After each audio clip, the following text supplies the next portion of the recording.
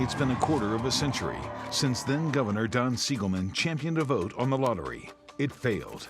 Now's the time for Alabama voters to have another say on this issue. State lawmakers struggle to find consensus. My efforts to compromise, it has proven detrimental. From across state lines. And all that money's here instead of in Alabama, where it could do a lot of good for our state. To established gaming sites. Being a former educator in Georgia, the students, there were so many things that we were afforded by, through gaming. And capitalizing on the sports betting craze. My bookie's getting on me. I'm down like 400 right now. Is there enough momentum to give voters a chance to decide whether gambling has a future in Alabama? Hello, and thank you for joining us for our Town Hall special on gambling in Alabama. I'm Brenda LeDunn. And I'm Erin Wise. The stakes are high. Over the last several months, we've been asking questions as state lawmakers drafted, challenged, and debated gambling legislation. The House thought their bill covered the gamut. But the Senate had other ideas. Now the bills are in the hands of a conference committee to try to reach a compromise. Now this all started just days into the 2024 legislative session. A group which studied gambling in Alabama for more than a year presented its proposal to regulate and capitalize on the industry. The people want to vote, and they deserve the right to vote. And we're going to give them our hardest work this session to try and make that happen. Representatives Andy Witt and Chris Blackshear are the sponsors of the legislation. House Bill 151 is a constitutional amendment that Alabamians must vote on. House Bill 152, at more than 140 pages long, detailed a state lottery with revenue for education, casino-style gambling, and a licensure process, a gaming compact with the Porch Band of Creek Indians, who have 3 facilities on federal land, sports betting, nonprofit raffles and paper bingo, and a regulatory commission with an enforcement division. The projected revenue is at least $935 million annually. On the high side, it's more than $1.2 billion.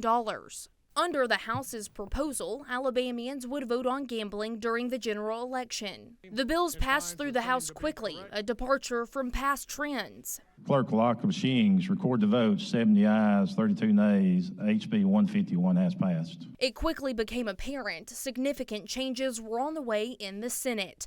Senator Greg Albritton was tasked with getting the bills through his chamber. I would be willing to pass the House right away, but I don't have the votes for that. So we're going to have to find the compromise to work around and get to where we need to be. What the Senate came up with completely removed provisions for casino-style gaming and the licensure process, replacing it with pari-mutuel wagering at historic racetracks and existing bingo halls. Sports betting is not accounted for in the Senate's version. The state lottery, a gaming compact with PCI, paper bingo, raffles, and a gambling commission with an enforcement division, all still on the table in the Senate's version. Revenue projections were reduced. Taxes from pari-mutuel wagering could be between $99 million and $132 million. Another $35 million is expected from pari-mutuel licensing fees. At least $305 million would come from a state lottery annually. A portion of revenue would be used to conduct lottery games and pay prizes. Remaining money would be split between education, general government activities, and the Alabama Department of Transportation. Alabamians would vote on gambling during a special election in September. Tempers flared temporarily on the Senate floor over an amendment that took possible funding away from new prisons, one in Albritton's district. There was great pains about moving this thing through, disagreements and everything else, and compromises were made. But there's a red line that hits, and that red line is, what are you going to do to my district? Ultimately, the Senate substitutes were passed and sent back to the House. Representatives voted not to concur and requested a conference committee to come to a compromise. Representatives accused the Senate of leaving money on the table, that money important to addressing issues that are underfunded. We were looking for substantive changes in various areas of the state, and that's why it took so long. Getting state lottery revenue back to being solely for education is a point of focus, as well as continuing conversations about sports betting. It's estimated $3 billion were bet illegally on sports betting within the state. That needs regulated. That needs to be taxed. The House selected bill sponsors Witt and Blackshear, as well as Democratic Representative Sam Jones, to go to conference. The Senate's conferees are Senators Albritton, Garland Gudger, and Minority Leader Bobby Singleton. We've got to find a way to get 60% of the votes out of both houses to make something work. That's an uphill battle. While Albritton was unsure, Senator Singleton believed a compromise could be made. And I feel real good about, what could come out. And I think that there's some things that could be worked out. The committee began preliminary discussions on April 17th. Once they reach their final proposal, it has to go to each chamber again for a final vote, but time is running out for this session. And Alabama is one of just 5 states that doesn't have a government-run lottery. The others are Alaska, Hawaii, Nevada, and Utah. New Hampshire was the first to offer a state lottery in 1964. Mississippi was the latest to add a lottery games in 2019.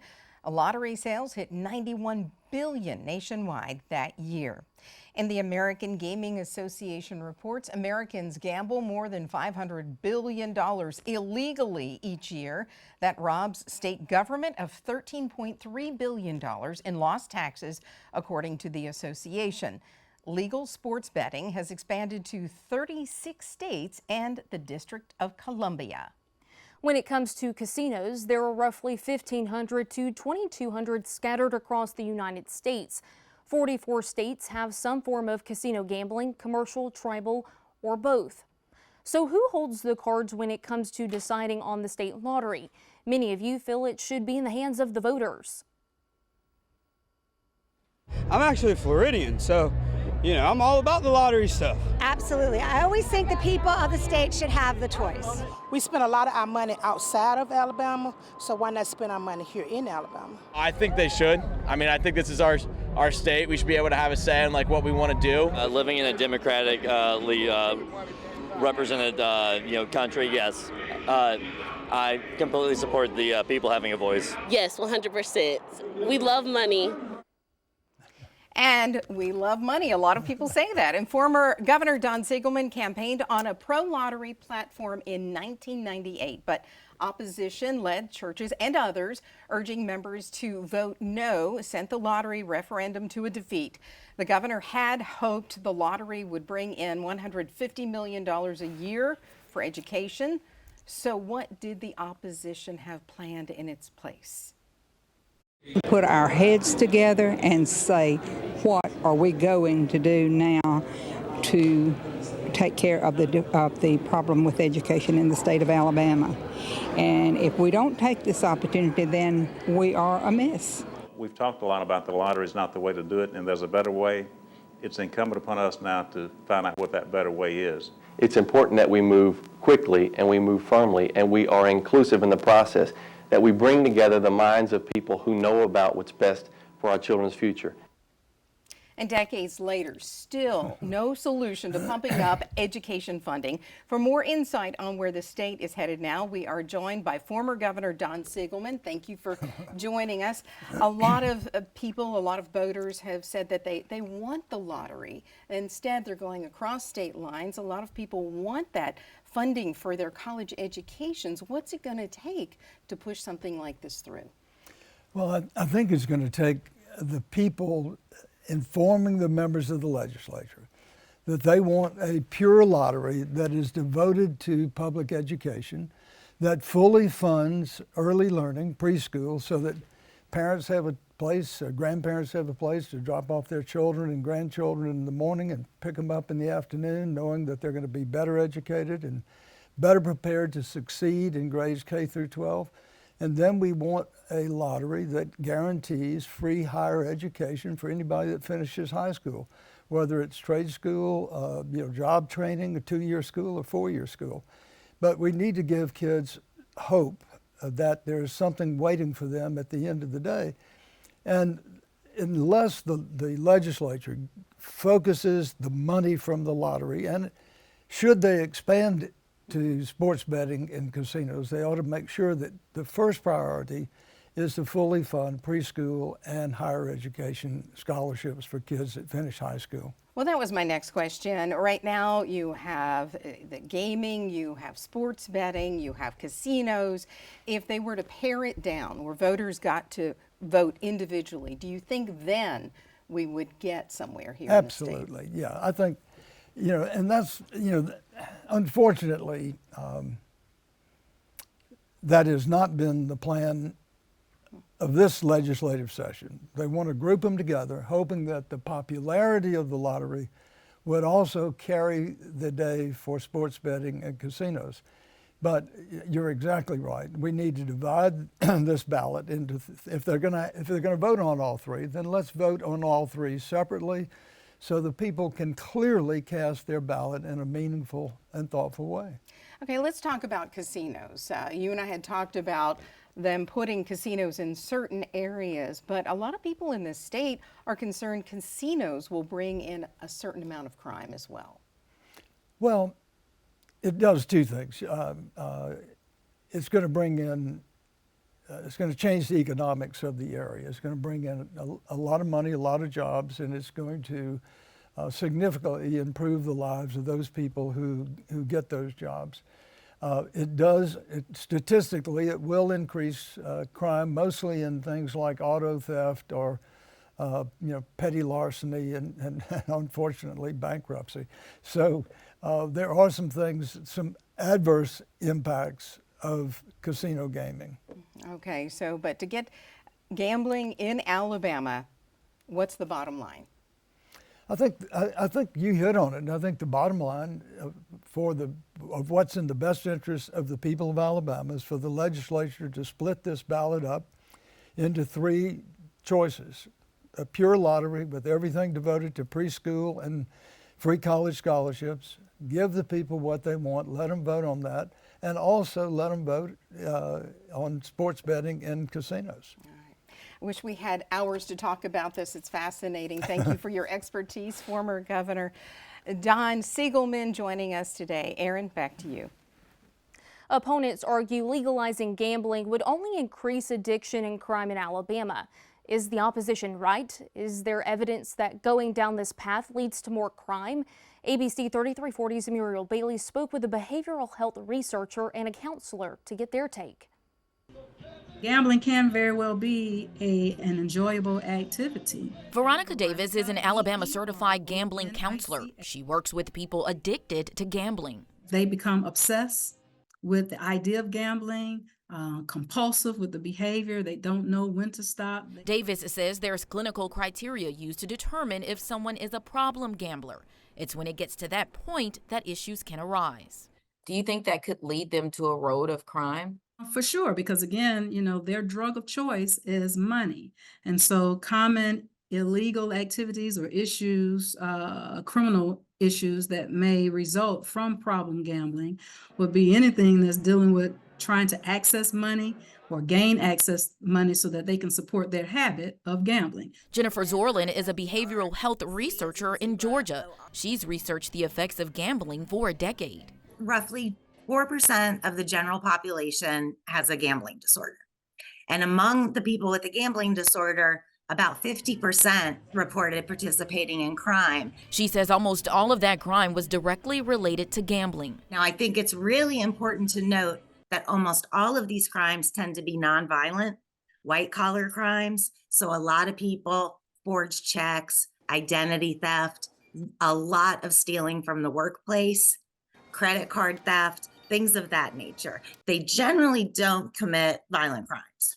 Certain groups are more affected. I've worked with other researchers. We've looked at elevated rates among the military, elevated rates among young adults. They have higher rates of problem gambling. Both women say providing responsible gambling tips and taking a proactive approach with public service announcements about safe gambling, prevention, and effectively training clinicians to screen for and treat problem gambling can help.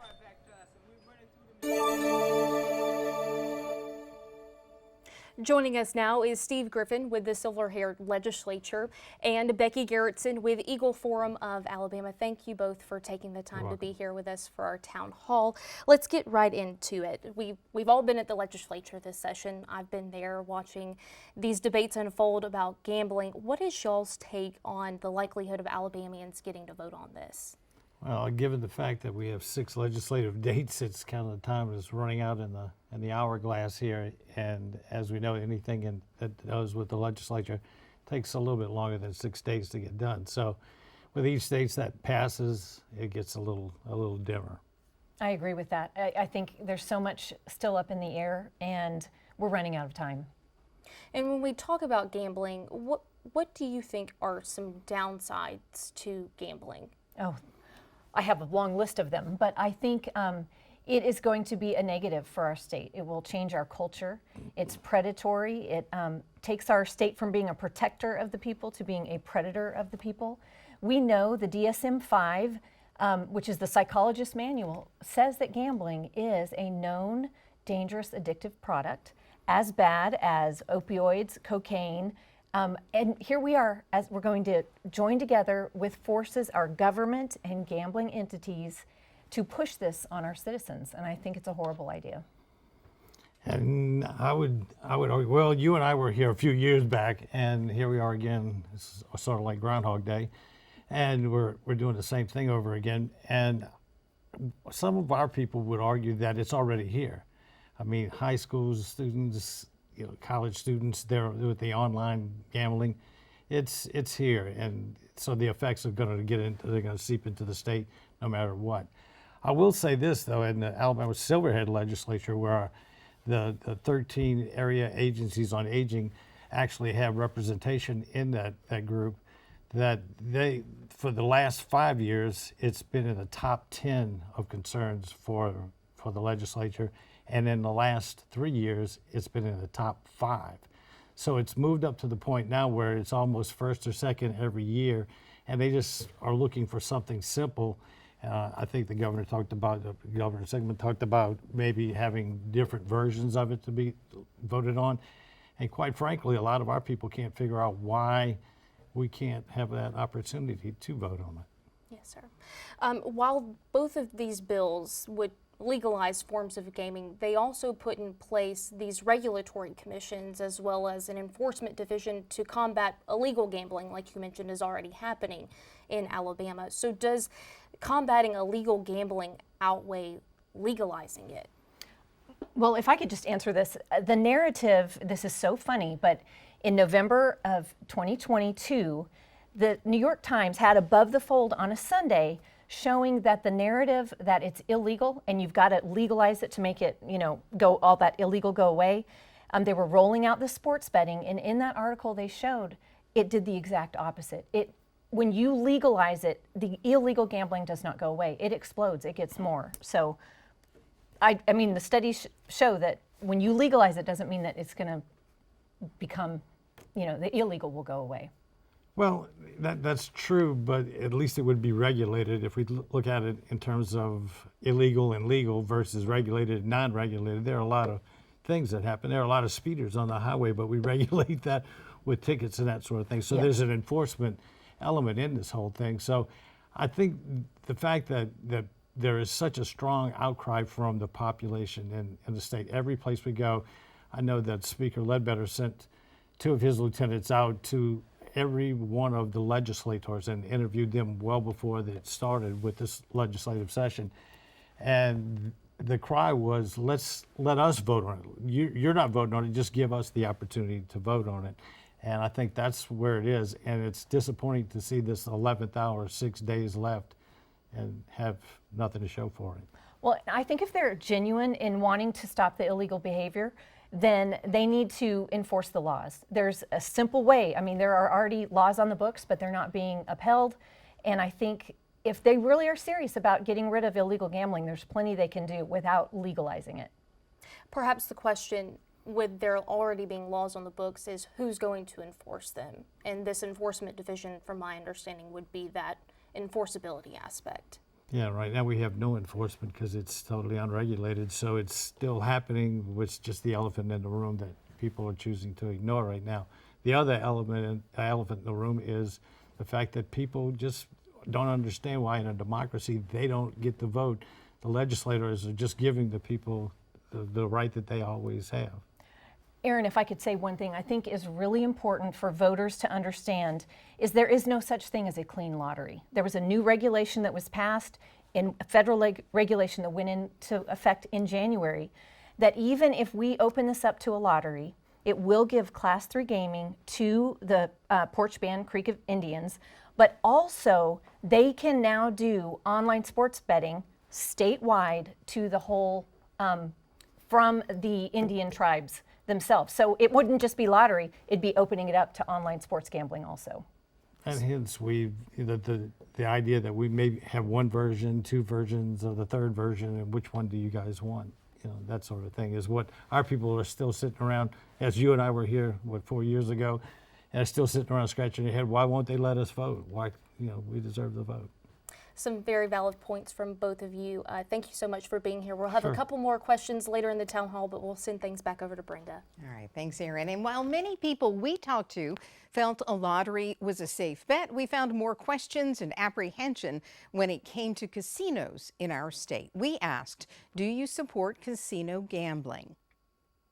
I love casinos. We got one right outside of where I live in Pensacola in Atmore called the Wind Creek. Sure. And it's popping. It's like if there wasn't the Wind Creek, there would be no Atmore. That it can really destroy families and people's lives because, like anything, it can be addiction. There is a downside to it, unfortunately. It's like everyone knows about the truth about casinos, the things they do to try and get people to stay in there. So I think that's more of a slippery slope. Have you ever been to Biloxi, Mississippi? Hard Rock Casino is so much fun, and everyone should have that experience. Usually impacts the lower income, the people that, they say it's going to be good for the state, but I don't think it is. I do want casinos. I don't necessarily see a downside. I think it's really helped Mississippi quite a bit. A lot of opinions. If you want to do something, you're going to find a way to do it, right? Well, that's why some Alabamians are crossing the border into other states to gamble. Since legislation prohibits it, people are going where it's legal.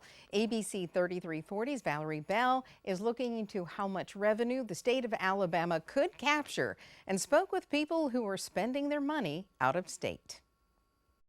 Anywhere from $676 to $815 million in state revenue a year. That's what the Public Affairs Research Council of Alabama estimates the state could generate from gambling. To break it down, it's estimated anywhere from $270 to $386 million would come from a lottery.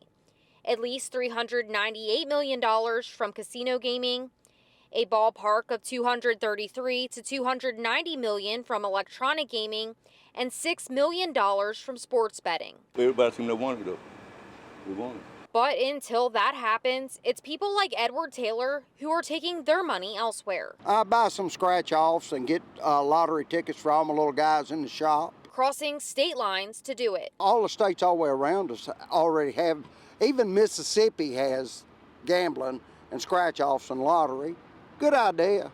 As Ricky Morris points out, Alabama's border touches Mississippi, Tennessee, Florida, and Georgia too. All states that are raking in hundreds of millions of dollars from different forms of gaming each state offers. All that money's here instead of in Alabama where it could do a lot of good for our state. Come to Robinson and Sons in Tallapoosa, Georgia, and you'll find several Alabama tags in the parking lot. People who want to buy scratch-offs or take their chance at the Powerball or Mega Millions drawings. How often do you come here? 3 days a week. One time every month. I play the lottery every week, and then when we have the big ones, I'll pick up some quick picks in between. At least once a day. I come every morning. While it's hard to calculate exactly how much money is leaving the pockets of people in Alabama and going into another state, we asked a handful of people how much they are spending. How much money would you say that you spend in a year on gambling? $20 a week. If you could give me an estimate, how much money would you say you spend on gambling in, let's say, a year? Maybe $3,000. How much money would you say that you spend in a year on lottery? I couldn't even begin to imagine. An average of $20 a week. About $300, maybe. But until lottery is a sure bet in Alabama, people who want to take their chances will just have to take their chances somewhere else. Might hit it, might not. If you don't buy a ticket, you're not going to win. I'd much rather be playing on that side of the line. In Georgia, Valerie Bell, ABC 3340 News. And now to sports betting. We know there is a lot of illegal betting going on in Alabama. So what are your thoughts? Are you ready to make sports gambling legal in Alabama? I think it will help the tax revenue for the state, and people are doing it anyway. I would participate in it. I'm a data analytics guy, so I already run numbers and play fantasy leagues. I don't know if I would personally bet, but I think right now we are reaping all the negative costs of betting without reaping any of the positives. It'll bring the state a lot of money, but I'm not a gambler. It's often called the game within the game. Even if gambling legislation is passed this session, chances are sports betting will still be illegal in Alabama. It was taken off the bill by the Senate along with casino-style gaming. ABC 3340's Megan Scarano looks at sports betting and what the state could be missing out on. In the world of sports betting, big risk I put $200 on the Chiefs to win the Super Bowl. Can come with a big reward. And they won, so I won $220. Even if it means betting against the odds. That was great because everyone had the 49ers. Since 2018, online sports betting has exploded in popularity. According to the American Gaming Association, 38 states and D.C. have enacted legislation legalizing it.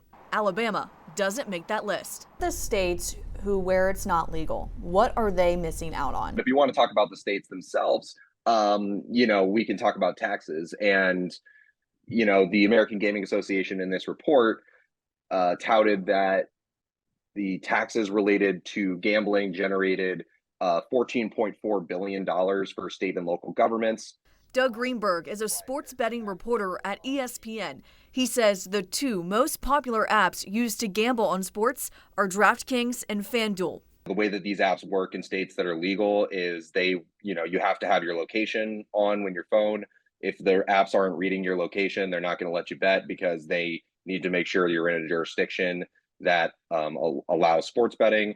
And usually you have to register with these apps as well. You have to usually send them your driver's license. Sports betting has been going on for decades, whether or not it was legal already. You had bookies just running operations. There are still lots of bookies that are still out there. You have a lot of what we would call offshore books. In 2023, sports betting hit new heights. According to the AGA, Americans bet a record handle of $119 billion. A record $10.9 billion was taken in as revenue. It's income that I'm okay with losing. My bookie's getting on me. I'm down like 400 right now. And it's not just betting on the outcome of the game anymore. Gamblers can bet on the next play to the final score and everything in between. It's the game within the game. It's people love to watch sports, but there's that added level of being able to watch sports and basically you get to play the game along as it's happening. Which can explain why some bet high when there can be so much to lose. Betting makes you more into the sport. Ever since I started betting, I've gotten more into NCAA basketball. In Birmingham, Megan Scarano, ABC 3340 News.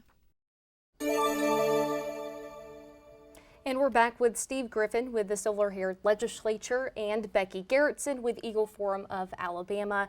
Let's talk about sports betting. The House had it in their bill, the Senate took it out, but we know that it's happening. So what are the positives and negatives of having sports betting be legalized in Alabama?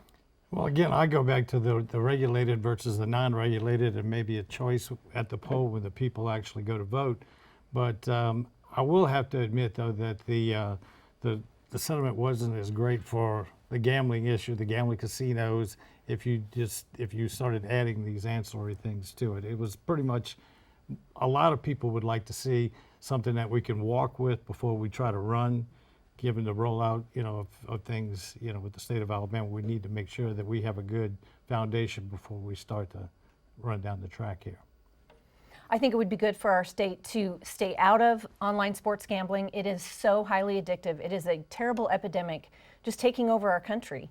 And Wall Street Journal's talking about it. 60 Minutes are doing reports on it. It really is a serious problem. And it's because they can make those algorithms so addictive. And the deal is they are mathematically made to make you lose. And I think we would be a safe haven state to not have that. And it's kind of the thing that people will be upset if they have the fantasy league and their player doesn't meet their particular goal within the team, and the team wins, but the player didn't get 100 yards rushing, and he still loses. So, what's going to happen to, the fan base and that sort of thing when it comes to betting in general and sports in general. So. And casino-style gambling, another type of gambling that was taken out of the House's version of this bill by the Senate, but just over the border in Mississippi, you can go to a casino. So is Alabama losing out by not having casinos in this legislation? They are, but I think if we could just start moving and have a foundation to see how we do, and then maybe expand it or have the multiple choice on the ballot, we might have a better inkling of what that might be. But everything, once it's regulated, I think is above board. We get a little better perspective. We hear people talk. We think we know what we do. But at this point, we probably don't know what we don't know. Well, I think casinos, again, I don't like that form of gambling either. And I think for Eagle Forum, one of our biggest issues with that is the human trafficking side of it. We know that there is a tight correlation between casinos and human trafficking, the sex trafficking, and I just don't think it has a place in this state. And it's nice to hear that on your town hall, on your man on the street interviews, people aren't as into that. So they can go outside the state, or they can go to the tribal lands in the state and do that if they want to. If a bill makes it out of the legislature this session, what do you think is the likelihood of Alabamians being in favor of it? Depends on which one of the ones, what it includes. I'm not so sure that they're going to be over the moon about the gambling and sports betting components, but the lottery is way past due, and they feel a little bit betrayed, I think. I feel like the gambling industry and the interests will have so much money. They will market this. They will have all the TV ads. And before, it was the churches that really came together and stopped that vote back in 1999.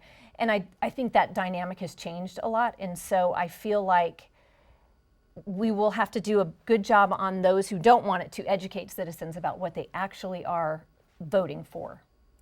Thank you both again for taking the time to join us tonight. We really appreciate it. Thank you. Brenda. Thank you.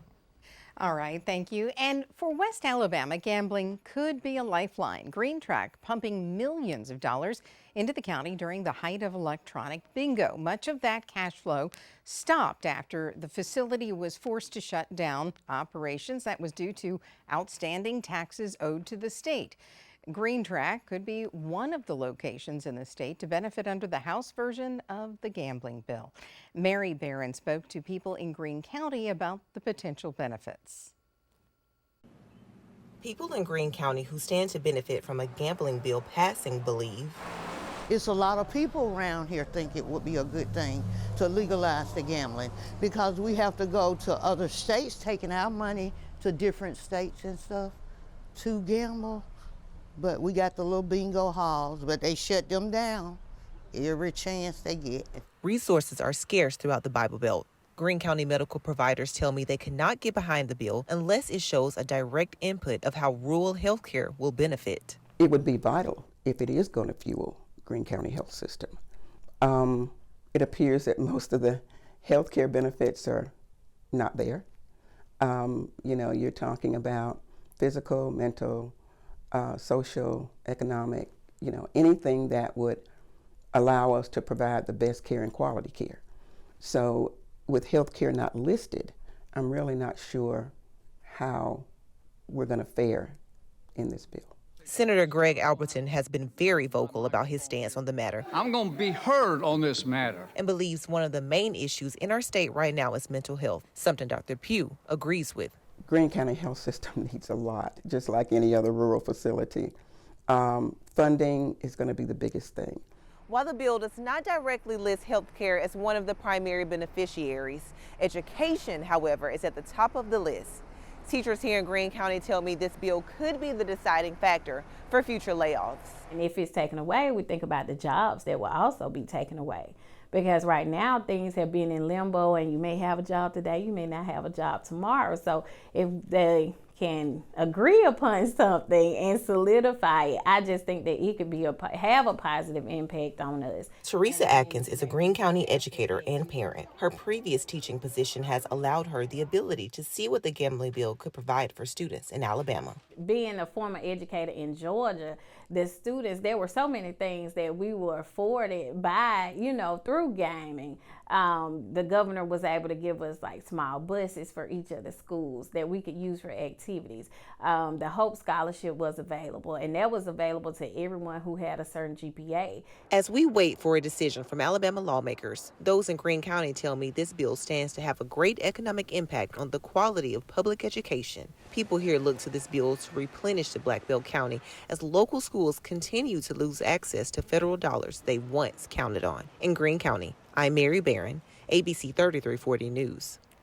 There are so many issues to consider when it comes to gambling, and we want to thank you for joining us for this special report. Stay with the ABC 3340 News team for the latest developments from Montgomery.